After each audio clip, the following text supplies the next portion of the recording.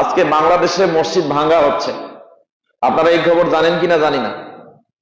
যারা ইহুদি এবং খ্রিস্টানের দালাল, এরা বাংলাদেশে মসজিদ ভাঙ্গে। দুটা কারণে ভাঙ্গে। এক, ইহুদিরা মসজিদকে নিয়েছিল নবীগণের কবর রচনা করে, নবীগণের কবর যেখানে থাকে সেটাকে সেজদার জায়গা হিসেবে গ্রহণ করেছিল, মানে মসজিদ হিসেবে গ্রহণ করেছিল। তা আমাদের মসজিদগুলোতে কবর নেই, আমরা কবর রাখি না, এবং যে মসজিদে কবর থাকে সেই মসজিদে আমরা কখনো যাই না। যারা ইহুদি খ্রিস্টানের দালাল, তারা এই কারণে আমাদের শত্রুতা করে, কারণ আমাদের মসজিদগুলোতে কবর নাই, তাদের মসজিদগুলোতে কবর আছে। এটা একটা কারণ। দুই,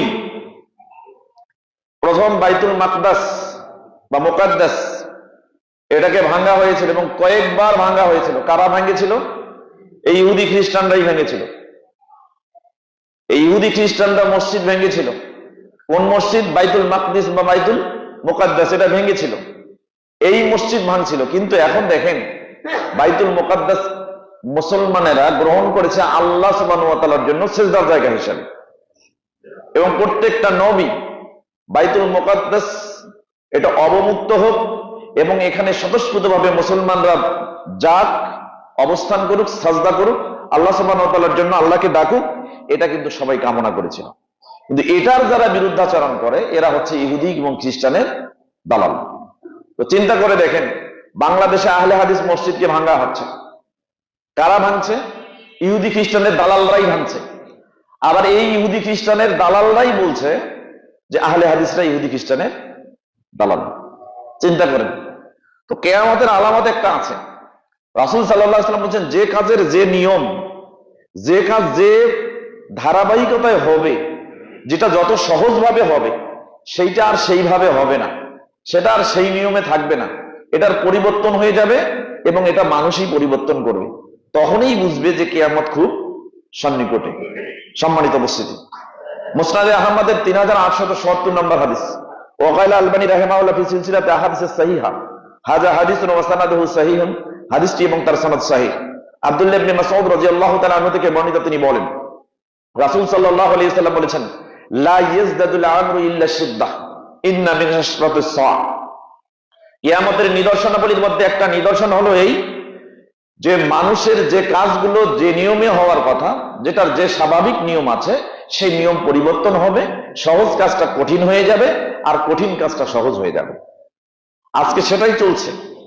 যার অপবাদ, যার ট্যাগ যার উপরে থাকার কথা, সেটা অন্যের উপরে চলে যাচ্ছে। চিন্তা করেন, গত 6 ডিসেম্বর মৌলভীবাজারে মসজিদ ভাঙ্গা হয়েছে, আহলে হাদিস মসজিদে তালা দেওয়া হয়েছে। আপনারা এটা জানেন কিনা জানি না। আমরা অবশ্যই এটা তীব্র প্রতিবাদ জানিয়েছি, এবং আমরা আমাদের অবস্থান থেকে কারো মসজিদ, যে মসজিদ আল্লাহ সুবহানাহু ওয়া তাআলার জন্য নির্মিতব্য, সে যে মতেরই হোক না কেন, আমরা সেই মসজিদে আঘাত করাকে পছন্দ করি না। তো যারা এই মসজিদ ভাঙছে, তারা মূলত ইহুদি খ্রিস্টানের দালাল। আল্লাহ সুবহানাহু ওয়া তাআলা পবিত্র কোরআনুল কারীমের সূরা বাকারা অধ্যায় 2 আয়াত 114 এর মধ্যে ঘোষণা করেছেন, ওয়ামান আযলামু মিম্মান মানাআ মাসাজিদাল্লাহ। ওই ব্যক্তির চাইতে সবথেকে জালিম আর কে হতে পারে, যে ব্যক্তি আল্লাহর ঘর সমূহ, সিজদার জায়গা সমূহতে যেতে বাধা প্রদান করে, তাতে তালা ঝুলায়। এটা বিভিন্ন কারণে হতে পারে। একটা হলো সশরীরে মসজিদকে আবদ্ধ করে রাখা, তালা লাগানো, মসজিদকে ভেঙে দেওয়া। আরেকটা হতে পারে এমন কিছু অসামাজিক কার্যকলাপ মসজিদের আশেপাশে করা হবে, যাতে মুসলমান মুমিন বিরক্ত হয়ে আর মসজিদমুখী না হয়। যেমন গাছ মাজনা করা, এমন অনুষ্ঠান করা যেতে অশ্লীলতা থাকে, এইরকম কাজের মাধ্যমে যারা মসজিদে যেতে মানুষকে বাধা প্রদান করে, এর চাইতে জুলুমবাজ জালিম আর কে হতে পারে? আল্লাহ সুবহানাহু ওয়া তাআলা এর চাইতে জালিম আর কে হতে পারে? যে ব্যক্তি, কেন? আইন ইউযকারা ফিহা ইসমুহু, যে মসজিদ সমূহে আল্লাহর নাম জিকির করা হবে, এটা তারা জানে। যে মসজিদে আল্লাহর নাম জিকির করা হয়, আল্লাহকে ডাকা হয়, সেই মসজিদে যেতে বাধা প্রদান করে, এদের চাইতে জালিম আর কে হতে পারে? এদের আরেকটা উদ্দেশ্য হচ্ছে মসজিদকে বিরান করে দেওয়া, ওয়াসাআ ফি খরাবিহা, মসজিদকে তারা বিরান বাড়িতে রূপান্তরিত করতে চায়, মসজিদকে একটা ঘরে রূপান্তরিত করতে চায়, যে ঘরে কেউ প্রবেশ করবে না, যে ঘরে কেউ ইবাদত করবে না, যে ঘরে কেউ আল্লাহকে ডাকবে না, এইরকম একটা ঘরে রূপান্তরিত করতে চায়। অথচ তারা যখন মসজিদে বাধা দিতে আসে, তারা যখন মসজিদ ভাঙতে আসে, তারা যখন মসজিদে তালাবদ্ধ করতে আসে, আল্লাহ সুবহানাহু ওয়া তাআলা বলছেন উলাইকা মাকানা লাহুম, তাদের তো এরকম হওয়া উচিত নয় যে আইয়াতুহা বা আইয়াদখুলুহা, তারা সেখানে প্রবেশ করবে ইল্লা খাইফিন, ভীত সন্ত্রস্ত অবস্থা ব্যতীত। আরে মসজিদে আসবে আল্লাহর ভয়ে, তারা মসজিদ ভাঙতে আসতেছে, অথচ তাদের মনে থাকা উচিত একমাত্র আল্লাহর ভয়, ভীত সন্ত্রস্ত অবস্থায় তাদের মসজিদে আসা উচিত। কিন্তু তারা না এসে কি করলো? মানুষকে আল্লাহর জিকির থেকে বাধা প্রদান করার জন্য মসজিদে তালা দেয়, মসজিদকে আবদ্ধ করে রাখে, মসজিদকে ভেঙে ফেলে। আল্লাহ সুবহানাহু ওয়া তাআলা বলছেন লাহুম ফিদ দুনিয়া খিজুম ওয়া লাহুম ফিল আখিরাতি আযাবুন আযীম। আপনাদের চিন্তিত হওয়ার কোনো কারণ নেই। ওই সমস্ত ব্যক্তিরা যারা মসজিদে মানুষকে যেতে বাধা প্রদান করে, মসজিদে তালা লাগায়, মসজিদকে ভেঙে দেয়, এদেরকে দুনিয়াতে আল্লাহ লাঞ্ছনার শিকার করবেন এবং কিয়ামতের দিন সব থেকে বড় শাস্তির সম্মুখীন করবেন। সম্মানিত উপস্থিতি, তাই আমরা মসজিদকে ভালোবাসি। মুত্তাকি হিসাবে আল্লাহ সুবহানাহু ওয়া তাআলাকে এখানে আহ্বান করা হবে এবং আল্লাহ সুবহানাহু ওয়া তাআলাকে ডাকার জন্য এই মসজিদ নির্মাণ করা হয়েছে। সুতরাং এই মসজিদে আল্লাহর জিকির চলবে, এই কাজে কেউ কোনোদিন বাধা দিতে পারে না।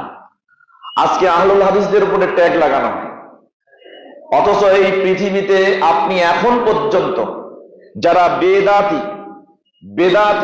এবং বেদাতির মধ্যে যারা উপলব্ধি করতে পেরেছে আহলুল হাদিস জনগোষ্ঠীকে, আহলুল হাদিস বৈশিষ্ট্যধারীদেরকে, তাদের সম্পর্কে তারা যে মন্তব্যগুলো করেছেন, এই মন্তব্যগুলো তারা কখনো চিন্তা করে না। আজকে মানুষ আহলুল হাদিসদের উপরে ট্যাগ লাগাচ্ছে বিভিন্নভাবে। এই জন্য আপনাদেরকেও সতর্ক থাকতে হবে। আপনারা যারা মুসল্লি এখানে আসেন, আহলে হাদিস হিসেবে মুসল্লি হিসেবে আসেন, কিন্তু আপনারা আপনাদের স্বরূপ বোঝেন না, আপনাদের স্বরূপ বোঝেন না। আজকে আপনারা মেলামেশা করছেন, মোয়ামালা করছেন, মোয়াশারা করছেন সবার সাথে, কিন্তু আপনার যে একটা বৈশিষ্ট্যগত পরিচয় আছে, যে কোনো মেলামেশায়, যে কোনো মোয়াশারায়, যে কোনো প্রয়োজনে মানুষ যদি আপনার কাছে আসে, অথবা আপনি যদি যে কোনো প্রয়োজনে মানুষের সান্নিধ্যে জ্বলে যান, তাহলে মানুষ যেন আপনার আচার আচরণ আমল আখলাক দেখে বুঝতে পারে আপনি আহলুল হাদিস। কিন্তু আসলে কি আমাদের মধ্যে এরকম আছে? নেই। যার কারণে আমরাও যত্রতত্র যেখানে সেখানে যার তার সাথে তর্কে লিপ্ত হচ্ছি, আর মানুষ আমাদেরকে গালি দিচ্ছে, আপনারা ইহুদিদের দালাল, আপনারা আহলে খবিস, আপনারা লামাযহাবি, আপনারা গয়রে মুকাল্লিদ, বিভিন্ন ভাবে আপনাদেরকে ট্যাগ লাগানো হচ্ছে। অথচ আপনি একটা জবাবও দিতে পারতেছেন, একটা জবাবও দিতে পারতেছেন না। অথচ চিন্তা করেন, যারা আমাদেরকে গালি দেয়, যারা আমাদেরকে ট্যাগ লাগায়, যারা আমাদেরকে সহ্য করতে পারে না, যারা আমাদের আমল দেখলে রাসূলের আমল এটা উপলব্ধি করতে পারে না, তাদের বাপেরা স্বীকার করেছে আমরা আহলুল হাদিস, আমরা হকের পথে আছি। তার বাপের বাপেরা দাদারা স্বীকার করেছে আমরা আহলুল হাদিস, আমরা হকের পথে আছি। তাদের বাপের বাপ দাদার দাদা তারাও স্বীকার করেছে আমরা আহলুল হাদিস, আমরা হকের পথে আছি। আমি কয়েকটা নিদর্শন দিচ্ছি। হানাফি মাযহাবের দেওবন্দীদের বাপ যাকে বলা হয়, তার নাম সরফরাজ খান সফদার আল খাবরুবি রাহিমাহুল্লাহ। আমরা তাকে রেসপেক্ট করি, সম্মান করি। দেওবন্দি আলেমদের মধ্যে তিনি শ্রেষ্ঠ একজন ভালো আলেম। তিনি ঘোষণা করেছেন, তার জন্ম 1913 সালে, মৃত্যুবরণ করেছে 2009 সালে, অর্থাৎ বর্তমান পর্যায়ের সেকেলে হানাফিদের বাপ বলা যায়। তিনি স্বীকার করেছেন, তয়ফাতুন মানসুরা 38 নম্বর পৃষ্ঠার মধ্যে উল্লেখ করেছেন যে এই দুনিয়ার বুকে আহলুল হাদিস হলো তারাই, ওহুম মাইয়ামালু বিল হাদিস, যারা সরাসরি রাসূলের হাদিস অনুযায়ী আমল করে, এরা আহলে হাদিস। চিন্তা করেন, কল্পনাও করতে পারবেন না। অথচ যারা ট্যাগ লাগায় আমাদের, তারা তাদের বাপের এই কথাগুলো পড়ে নাই, তাদের বাপের আমলের এই কথাগুলো পড়ে নাই, তাদের দাদার আমলের কথা দেখেন। প্রখ্যাত একজন মুহাক্কিক আলেম ছিল তাদের মধ্যে, আহমদ আলী আদ-দেওবন্দি রাহিমাহুল্লাহ। আমরা তাকে রেসপেক্ট করি, তাকে সম্মান করি। মালফুজা তৈয়্যিবার 115 নম্বর পৃষ্ঠার মধ্যে উল্লেখ করেছেন, তিনি 1887 সালে জন্মগ্রহণ করেছেন এবং 1962 সালে ইন্তেকাল করেছেন। তার মানে বর্তমান প্রজন্মে যারা আমাদেরকে ট্যাগ লাগায়, তার বাপের বাপ তারা সেই সময় আমাদেরকে উপলব্ধি করেছেন। তারা বলছেন, তিনি বলছেন, আহমদ আলী আদ-দেওবন্দি রাহিমাহুল্লাহ মালফুজা তৈয়্যিবার 115 নম্বর পৃষ্ঠার মধ্যে বলছেন, আনা হানাফি আনা কদারি, আমি একজন হানাফি, আমি একজন কদরি। ওয়া আহলুল হাদিস লাইসা মিন হানাফিয়া ওয়া কদারিয়া, কিন্তু আহলুল হাদিসরা হানাফিও নয়, কদারিও নয়। ইউসাল্লুনা ফি মসজিদিনা হাযা, আমি আহলুল হাদিসকে দেখেছি আমাদের এই মসজিদে তারা সালাত আদায় করেছে। রাআইতুহুম, আমি তাদেরকে দেখেছি ইউকিমুনা আলাল হক, তারা সব সময় সত্যের উপরে প্রতিষ্ঠিত ছিল। চিন্তা করছেন? তো তোমরা যারা আমাদেরকে ট্যাগ লাগাও, তোমাদের বাপের বাপ এটা স্বীকার করে গেছে, তোমাদের বাপের বাপ তোমার দাদা আমলে এটা স্বীকার করে গেছে, তাদেরকে আমরা রেসপেক্ট করি, সেই আলেমদেরকে রেসপেক্ট করি।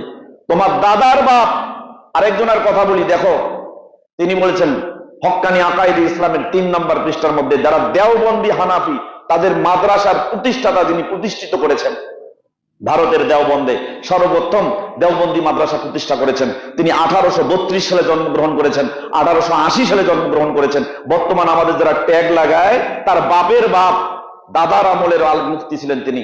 তিনি কত বড় একজন মুহাক্কিক আলেম ছিলেন। তিনি সেই সময় আহলুল হাদিসদেরকে উপলব্ধি করেন, তাদের আমল উপলব্ধি করার পরে বলছেন হানাফি, শাফি, মালিকি, হাম্বলি ওয়া আহলুল হাদিস হুম মিন আহলিস সুন্নাহ ওয়াল জামাআহ, যে আহলুস সুন্নাহ ওয়াল জামাত নিয়ে তারা গর্ব করে যে হানাফিরা আহলে সুন্নাত ওয়াল জামাতের অন্তর্ভুক্ত, শাফিরা আহলে সুন্নাহ ওয়াল জামাতের অন্তর্ভুক্ত, শাফি মালিকিরা আহলে সুন্নাহ ওয়াল জামাতের অন্তর্ভুক্ত,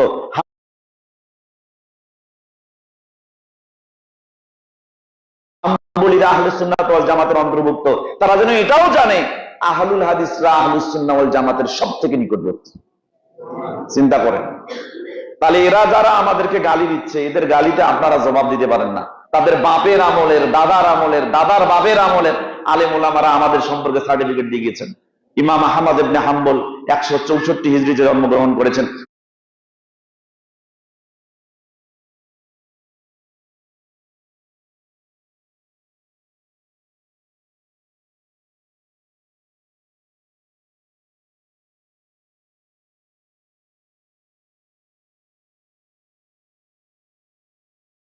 দুইশো 41 হিজরিতে ইন্তেকাল করেছেন। আজকে আহলে হাদিসের মসজিদ ভাঙ্গো, কেন ভাঙ্গো আমরা বুঝি। কেন আহলে হাদিস মসজিদে তুমি তালা দাও আমরা বুঝি। কেন আহলুল হাদিসদেরকে ট্যাগ লাগাও আমরা বুঝি। কারণ তোমরা এই দুনিয়ার বুকে ভালো কথা বলতে পারো না, তোমাদের মুখ থেকে ভালো কথা বের হয় না। যেটা উপলব্ধি করেছিল 1250 বছর পূর্বে ইমাম আহমদ ইবনে হাম্বল রাহিমাহুল্লাহ, তিনি বুঝেছিল আহলুল হাদিসরা দুনিয়ার বুকে কেমন কথা বলে। তাই তিনি উল্লেখ করেছেন, যেটা খতিব আল বাগদাদি রাহিমাহুল্লাহ শারাফ আসহাবুল হাদিসের 95 নম্বর আসারের মধ্যে উল্লেখ করেছেন। তিনি আজ থেকে 1250 বছর আগেকার ইমাম আহমদ ইবনে হাম্বলের কওলটা মানে কোট করেছেন। তিনি ওখানে বলছেন আহলুল হাদিস আফজালু মান তাকাল্লামা ফিল ইলম, আমি আহলুল হাদিসদেরকে মনে করি পৃথিবীর বুকে সবথেকে সেরা, উত্তম, মর্যাদাপূর্ণ যারা এলেম সম্পর্কে, জ্ঞান সম্পর্কে দামি কথা বলে। চিন্তা করেন, ইমাম আহমদ ইবনে হাম্বল 164 হিজরিতে জন্ম, 241 হিজরিতে ইন্তেকাল, 1250 বছর আগে কথা বলেছেন। তারপরে তিনি যে কথা বলছেন, তিনি বলছেন যে লাইসা ইনদি কওমুন খায়রা মিন আহলিল হাদিস, আমার কাছে, ইমাম আহমদ ইবনে হাম্বলের কাছে দুনিয়ার বুকে কোন উত্তম জাতি নাই। আমার কাছে দুনিয়াতে কোনো কম নেই উত্তম হতে পারে। আমার কাছে দুনিয়াতে কোনো উত্তম জনগোষ্ঠী নেই যারা আহলে হাদিসদের চাইতে উত্তম হতে পারে। কেন? তিনি শেষে বলছেন লাইসা ইয়ারিফুনা ইল্লাল হাদিসা, আর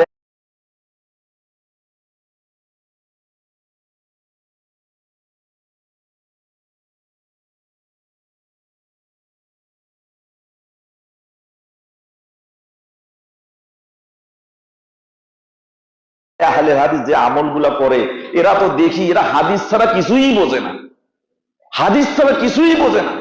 তাহলে তোমরা আজকে হানাফি নাম ট্যাগ লাগাও, তোমরা জানো না ইমাম আবু হানিফা রাহিমাহুল্লাহ তিনি কি বলেছেন?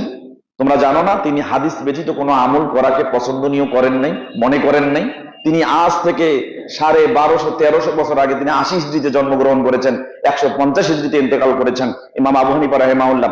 সেই সময় যে কথা বলেছেন সেটা ইমাম আব্দুল ওয়াহাব আশ-শারানি রাহিমাহুল্লাহ তিনি মিজানুল কুবরা মূল কিতাব প্রথম খণ্ডে 30 নম্বর পৃষ্ঠার মধ্যে উল্লেখ করেছেন, ইজা সাহাল হাদিসু ফাহুয়া মাযহাবি, হাদিস যদি সহিহ হয় তাহলে ওটাই ইমাম আবু হানিফার মাযহাব। তাহলে আজকে সহিহ হাদিস যারা মানে তারা ইমাম আবু হানিফার মাযহাবই ফলো করে, সেটা আহলে হাদিস ছাড়া কাউকে পাবো না। কিসের ট্যাগ লাগান আপনি? কি বুঝাতে চান? আশ্চর্য ব্যাপার। আরো একটা মারাত্মক কথা বলি,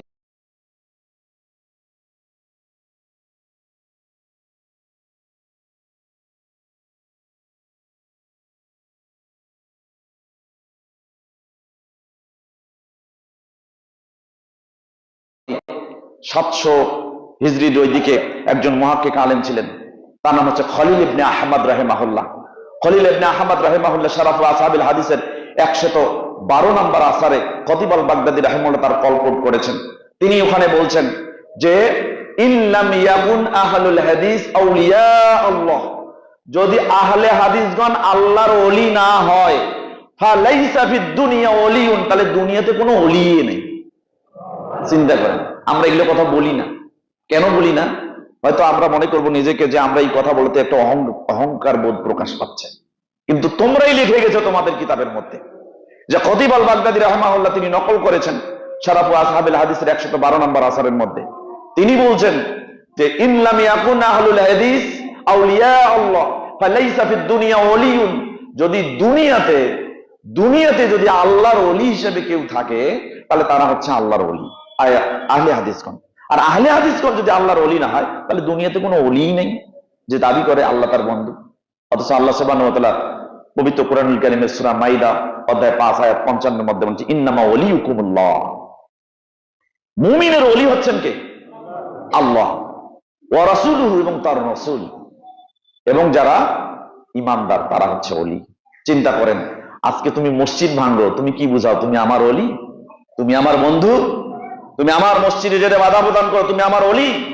কখনো তুমি আমার ওলি হতে পারো না, তুমি আমার বন্ধু হতে পারো না। তুমি আমার মসজিদে তালা লাগাও, যেখানে আমি আল্লাহর জিকির করার জন্য যে মসজিদে আমি গমন করছি সেই মসজিদে তালা লাগাই তুমি জানাই দিচ্ছ তুমি আমার ওলি নাও। আমার ওলি নাও মানে তুমি মুমিনের ওলি নাও, তুমি মুমিনের ওলি নাও মানে তুমি রাসূলের ওলি নাও, তুমি রাসূলের ওলি নাও মানে তুমি আল্লাহর ওলি হতে পারো না। চিন্তা করেন, বিষয় খুব সেনসিটিভ।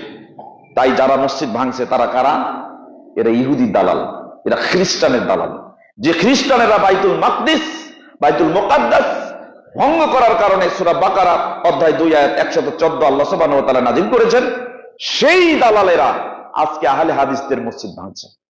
আমরা এর তীব্র নিন্দা জানাই। আল্লাহ সুবহানাহু ওয়া তাআলা এদের সংস্রব থেকে আমাদের মুক্ত থাকার তৌফিক দান করুন, সকলে বলে আমিন।